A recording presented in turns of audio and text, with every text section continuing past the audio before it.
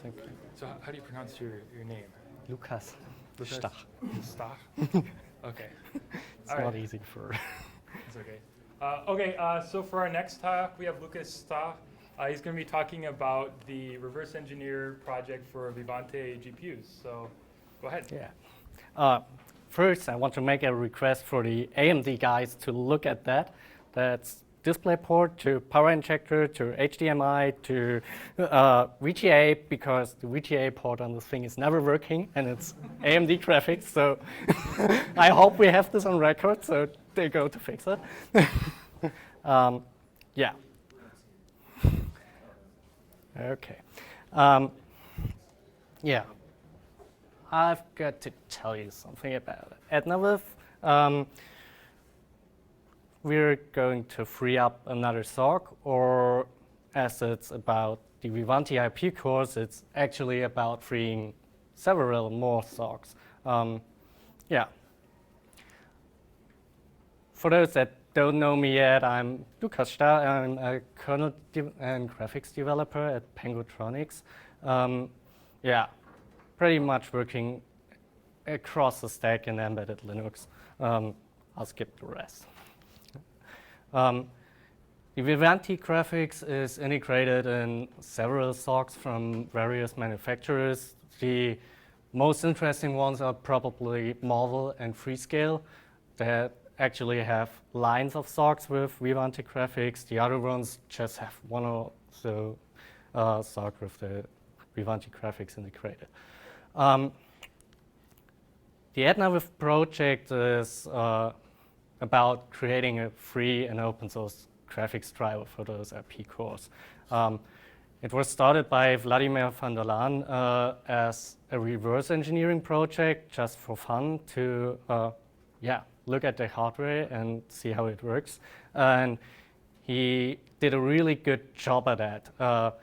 Actually, most of the commands and the instruction set of the chip are known. So as I'm writing a driver, I didn't have to do any reverse engineering until now myself, because I could just look it up in the documentation he has wrote, and the register docs that are using the RNNDB infrastructure that was created for Nuvo. Yeah, there are some contributions to the reverse engineering by other individuals, most importantly Christian Kmeiner, who did a lot of work on the IMX series from Freescale. The Vivante provides different IP cores for 2D, 3D, and vector graphics, actually. So you could find any combination of that in any SoC. So the 3D core, that's probably the most interesting for most of you, is a pretty straightforward renderer, so no fancy tile stuff. If I talk about tiled in the rest of the presentation, it always refers to tiled memory, so locality ordered memory buffers, not to tiled rendering. The hardware pipeline of this 3D core is pretty much directly modeled after the DirectX 9 pipeline with unified shaders bolted on top. So it's pretty straightforward and easy to understand if you look at the DirectX 9 pipeline. The newer and bigger models of that 3D core have Threadwalker integrated, so you actually could run OpenCL embedded profile on them without going through all the 3D states you need to set up for that. Yeah, and there are a number of different hardware implementations or how those cores are integrated in those SoCs. And I just show a few of them because they actually make a difference in how we implemented the kernel driver for this hardware. So a simple configuration that is found in one of the Marvel SoCs is you have one fetch engine, and that's a fancy DMA engine that does all the register reads, writes, to the cores and kicks off rendering and synchronization stuff and such.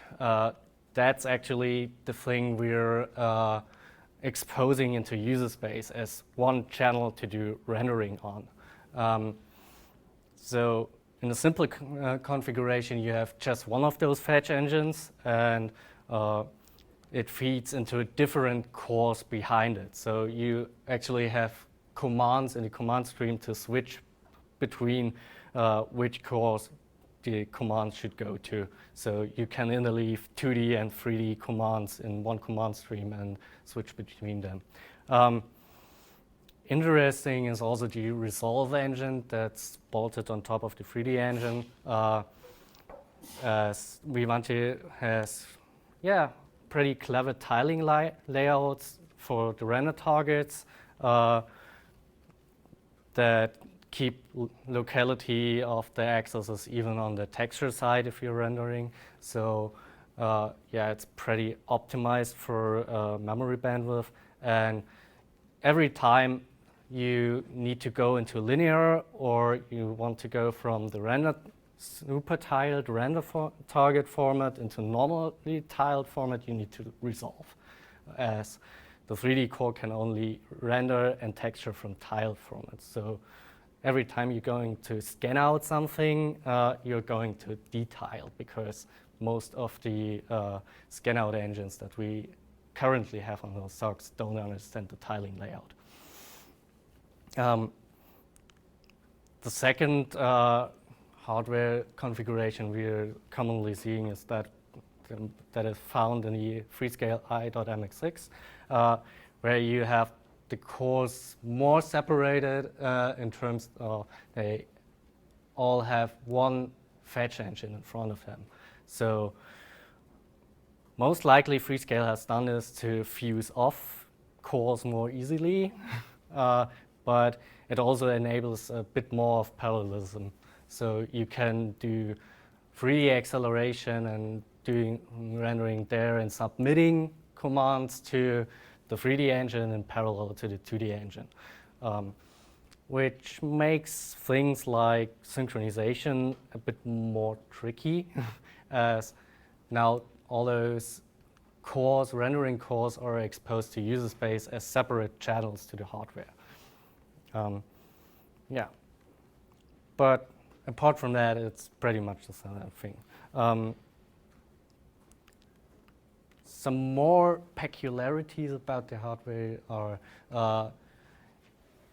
to enable better performance. Vivanti scaled up the pixel pipes on the newer models, which means pixel pipes are the things that actually run shader programs and write out the data, and to enable more get more bandwidth out of those cores. Newer cores actually have multiple pixel pipes that are working in parallel, which makes the tiling layout even more interesting. So we have a growing number of tile formats, because the normal tile that the Vivanti cores will render are 8x8 pixels, and they pretty much will write out that to the frame buffer in 8x8 pixels. But if you have two rendering pipes, they will split this tile into 4x8 pixel tiles and then render that to two different locations of the frame buffer. So after you've rendered, you're in a multi-tiled format that you need to resolve again to get it working as a texture again. So that makes it a bit more interesting, and I'm really glad that Christian figured out how this works. On even newer cores, they have like SLI-like setups. I've never seen this in actual hardware until now, but I know it exists because they have a obfuscated GPL kernel space driver that has support for this. So essentially, you're just bolting two 3D engines behind one fetch engine, and you have ship select bits in the command stream. So you let the clip setup go only to one of those cores and then to the other, and after that you just stream all the commands stream into both cores at the same time. So you don't need to submit double for more cores to work at the same time. So going back to the software side, why do free and open source drivers even matter? I think I have to explain the first point to you because it's obvious. What the real problem is with binary vendor drivers for us as embedded Linux consulting companies, integrating those vendor drivers are really a pain point for every project we do. The kernel driver is huge, and yeah, the newest version we can get is written against kernel 3.14. So we really have to do port and port and port this thing, and then closed source Userspace libraries are not really nice, especially if you're working on ARM, and ARM has multiple APIs. So you have the hot float API and soft float API, and if the libraries you get are not in the right API format, it's really not a nice experience. So that's really a pain point in every project we do. Also, a big point is that you're not able to do any kind of security audit of those drivers. So if you're building a critical system, you have to build your security around the vendor driver.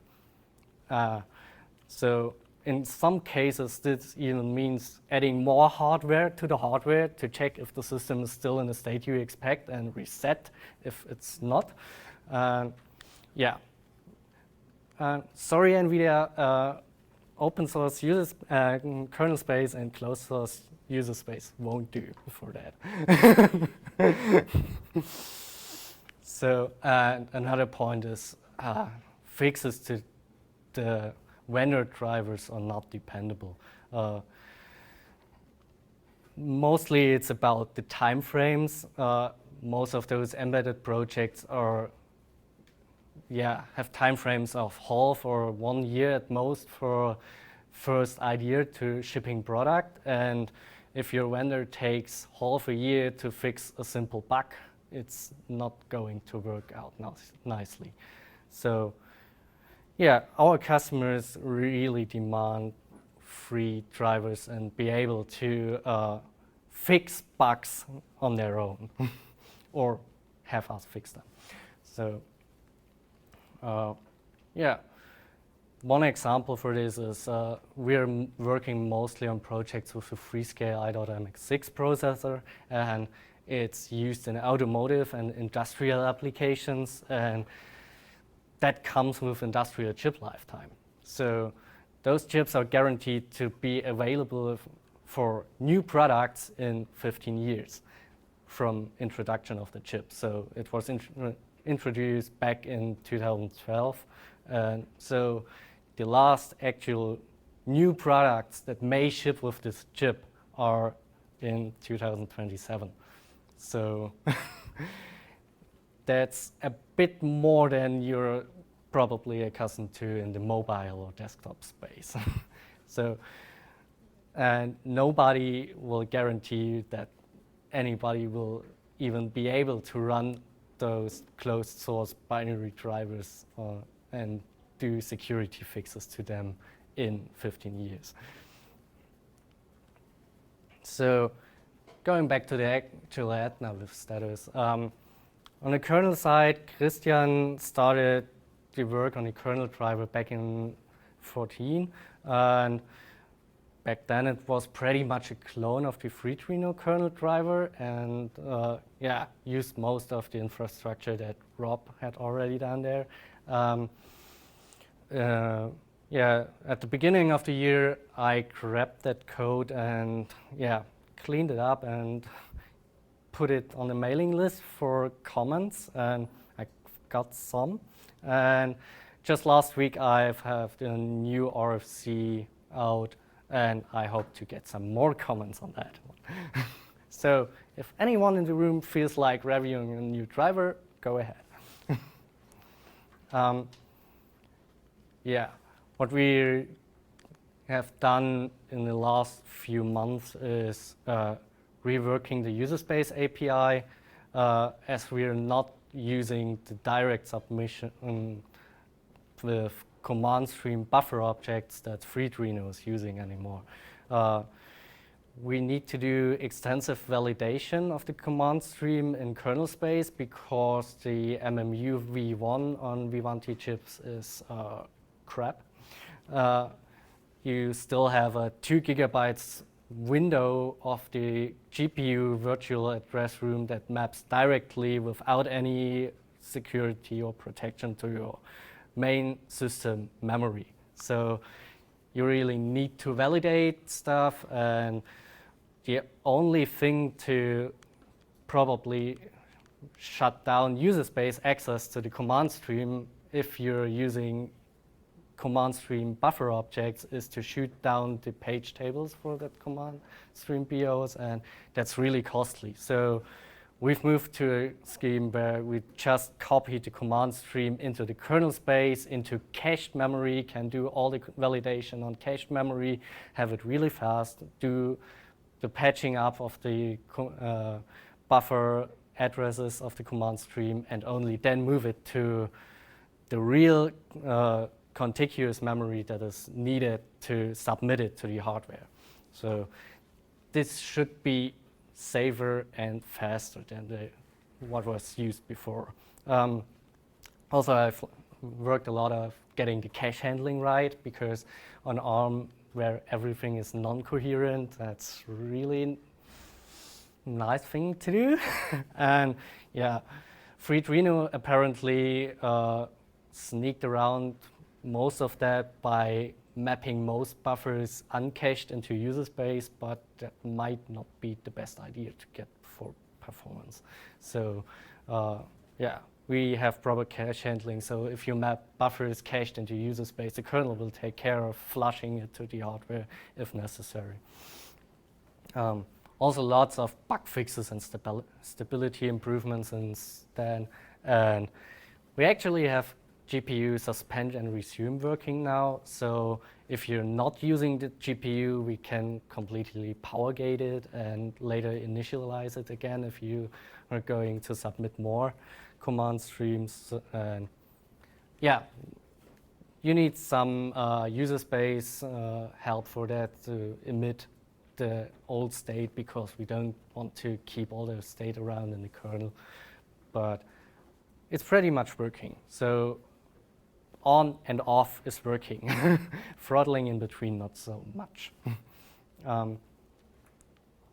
Yeah, the obvious benefit on the kernel side is we replaced the really fat and obfuscated Vivanti kernel driver.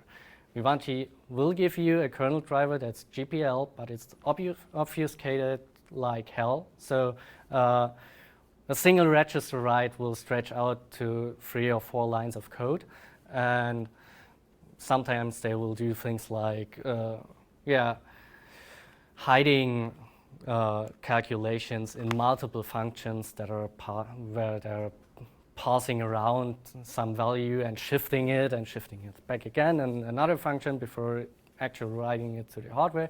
And yeah, we actually have readable code now, and we've got down from 60,000 lines of vendor kernel code to 6,500 lines of code.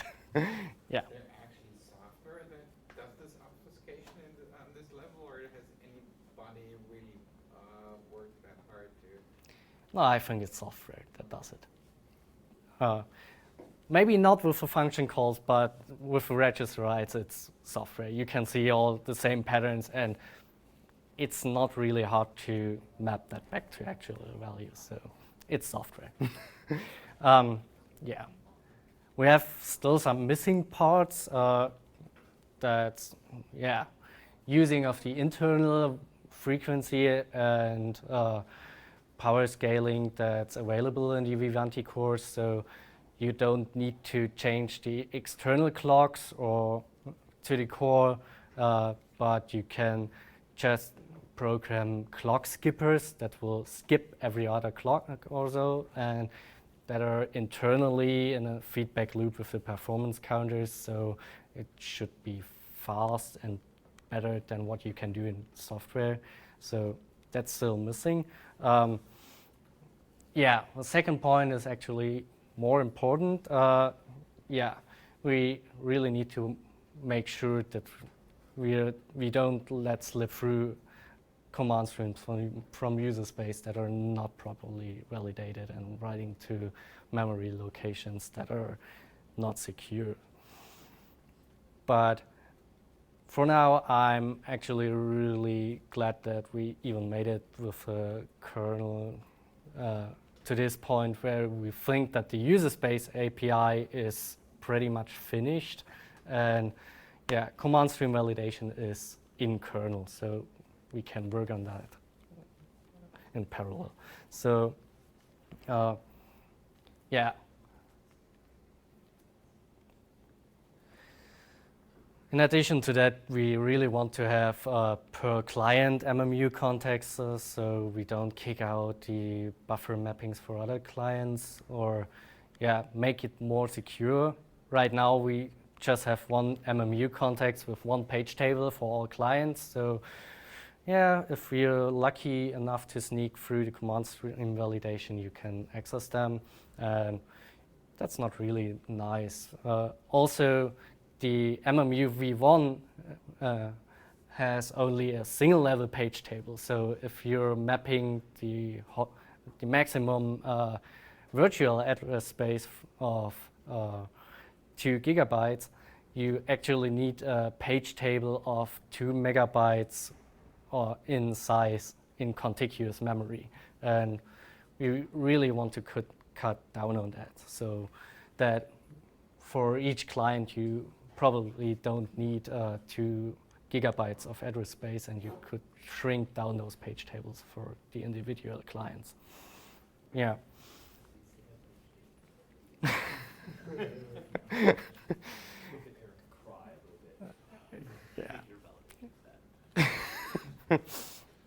Yeah.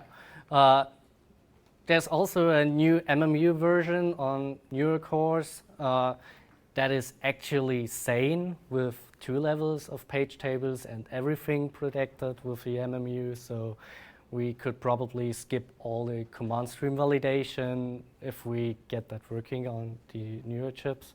And I think Christian is working on that to get that working. Also, performance counters, they're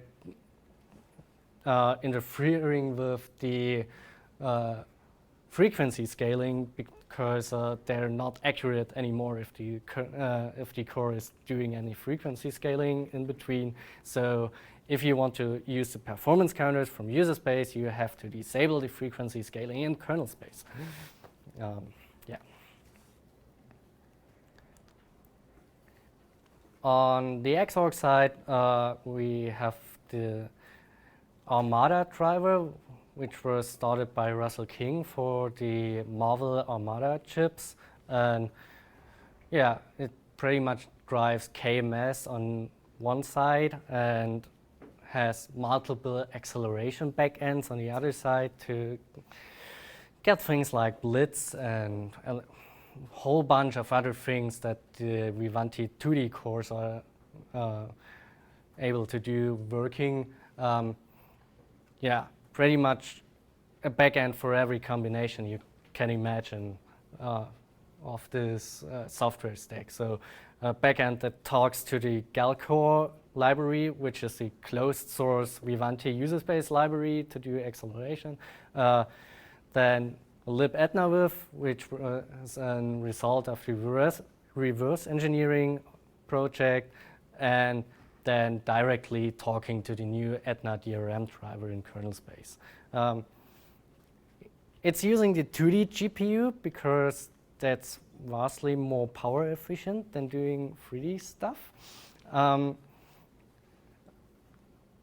Yeah, and the 2D GPU is the only thing on those chips that can actually do blitz from linear to linear. And so using the 3D core would involve a double overhead because you had, or triple overhead because you would have to tile your X surfaces or buffers to use it as textures. Then you would have to do any operation you want to do, have a tiled result, and then resolve it to linear again to make it usable again. So the scan-out engine can't scan out from tiled buffers? No. It's separate IP.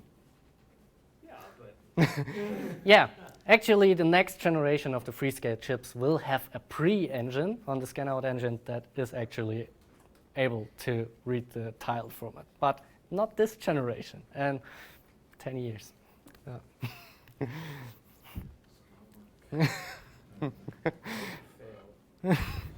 So what part of the chip can do the conversion from tiled to linear format? The resolve engine on the 3D core, and the 2D engine can actually tile. So you can do a blit from linear into tiled with the 2D engine.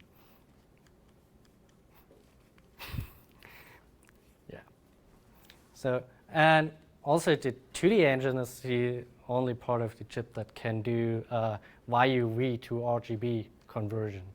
So that's really useful for X video acceleration. We can do it with GL and do a little shade. Right, with a triple overhead. The 3D engine cannot draw to a linear buffer. No.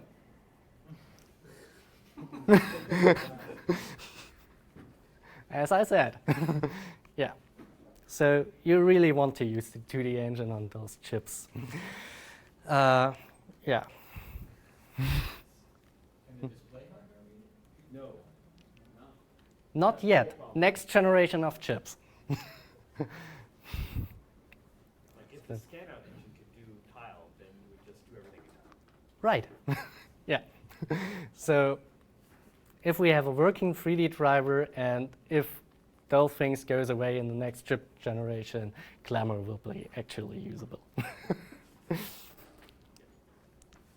So, yeah. For libDRM, again, Christian started working on that and did it as a free Arduino clone. I've rewritten large parts of that to deal with the new kernel space API that I've introduced, and yeah, it's pretty much missing some cleanups at that point, and otherwise it's ready for review. But I'm not sure I want to deal with that API issue with libDRM and Mesa having to be updated in step logs. So maybe I might just move that to the Gallium Vinces and not deal with libDRM, because the X.Org driver is talking to the kernel directly without involving libDRM at this point. So we might cut out this additional library at that point. For what it's worth, we're not using libDRM in our upcoming projects either. So yeah. BP4 isn't using a libDRM. I just make diagonal calls from the 3D driver.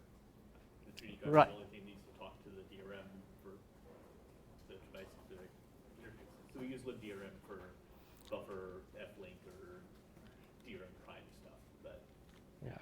What about that's all generic code that's doing that. mode setting still using libDRM? Yeah. Yeah, Yeah. only generic code uses libDRM, and then all my device-specific stuff is So you aren't entirely adding device-specific. device-specific IOPS to libDRM anymore? That Yeah. seems like a win. Yeah. But yeah, mode setting is outside of this project because it's only about rendering cores, and so only render nodes, and we have to share those buffers with IMX DRM.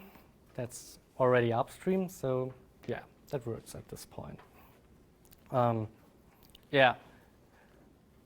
The 3D driver in Mesa was started by Vladimir on top of the Vivanti kernel driver, so it was using the libEtna interface to make those calls and yeah, get something running. Obviously not that nice because it's relying heavily on being able to render to the frame buffer device, and because that's everything you have in the Vivanti world. And yeah, so we have some pretty serious hacks in Mesa to make that work, and we really want to get rid of that. At this point, I've rewritten that to work on top of Etna DRM, which means mostly having the relogs in place so the kernel can patch up the command stream and so on. It's actually able to run simple applications. Craig 3 might be one of those, but I'm not giving any demonstrations here. More importantly for us as an embedded consulting company is that we're able to run Qt 5 with GPU acceleration on top of that. So yeah, you're actually able to render user interfaces smoothly with that. There are a lot of rough edges in it at this point, so yeah, a lot of features of Qt are still hanging the GPU or otherwise doing bad things, but the new kernel driver at least has a workable GPU reset implementation, so we can go on after we hung it. So yeah, there's still a lot of work to do. Yeah, biggest point, getting rid of those frame buffer device rendering. We really want to move to KMS and EGL on KMS, but yeah, there's some open points how to do that properly. First idea was to use a fused EGL device that would just bundle IMX DRM and the Etnaviv driver together into one pipe driver for the Gallium interface, and hide all those prime stuff into that. But it sounds not like the best solution because it's really specific to that hardware then. And as you can see, Etnaviv or the Vivanti IP cores are used on a lot of SoCs and have to work with a lot of different scan-out IPs. So yeah, maybe using EGL device to discover the different parts of the graphics stack and then doing buffer sharing in Mesa with EGL streams. I better don't want to think about it now. Yeah, I think we have some good discussions with the NVIDIA guys that have the same problems on this part. So yeah. Yeah, another point I want to get rid of before pushing out that code is cleaning up all the state validation and emission in this driver. Because right now the Userspace driver is really doing a lot of state caching and trying to emit as less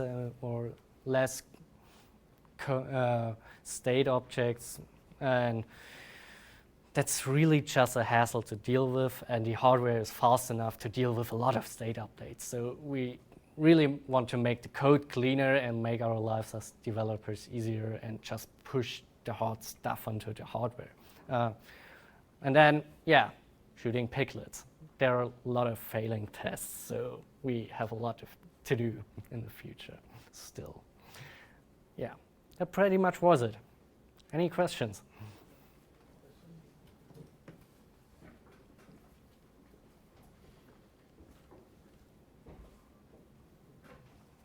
I have one question about this driver usage now. So you are mainly talking about the i.mx6 from Freescale. All right. So other vendors are also using the same graphics IP from Vivanti. So is this driver working on other SoC now? Yes.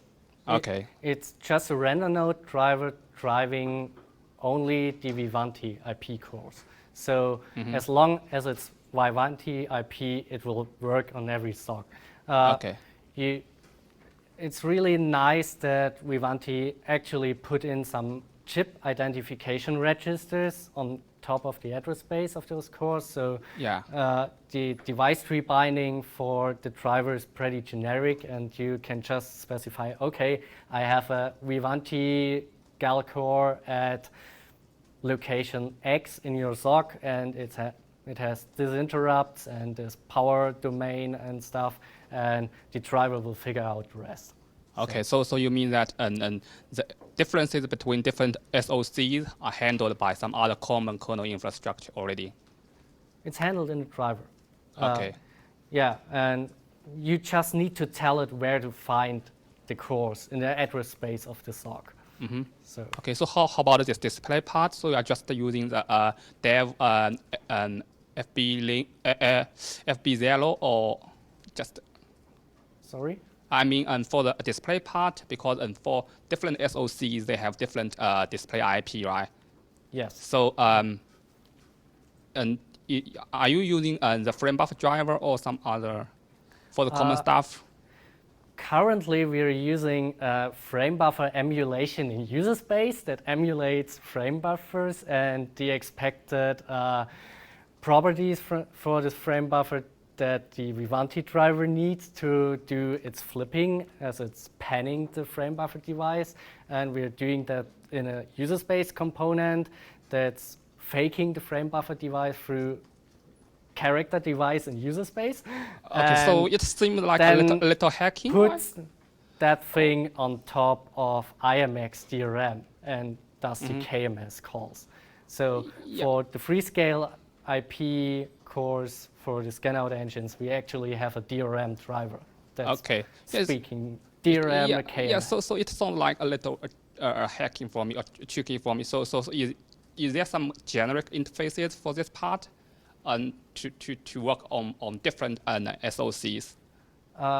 Generally, you just need to export the buffers from the Etnaviv driver with the prime infrastructure. So you get a DMA buff handle and import it into the IMX DRM driver to make a frame buffer. So you are using DMA buff, right? Right. Okay, okay, got it. Thank you. Any other questions? What are your plans for upstreaming the Mesa driver? Yeah, we've got some comments about it. Yeah, like I said, we want to clean up the state validation thing and rip out FBDEV because that's the major pain point why we won't get this upstream, because we rely on some pretty horrible hacks in Mesa to get accelerated frame buffer rendering working. And if that's out of the way, we will push out this code.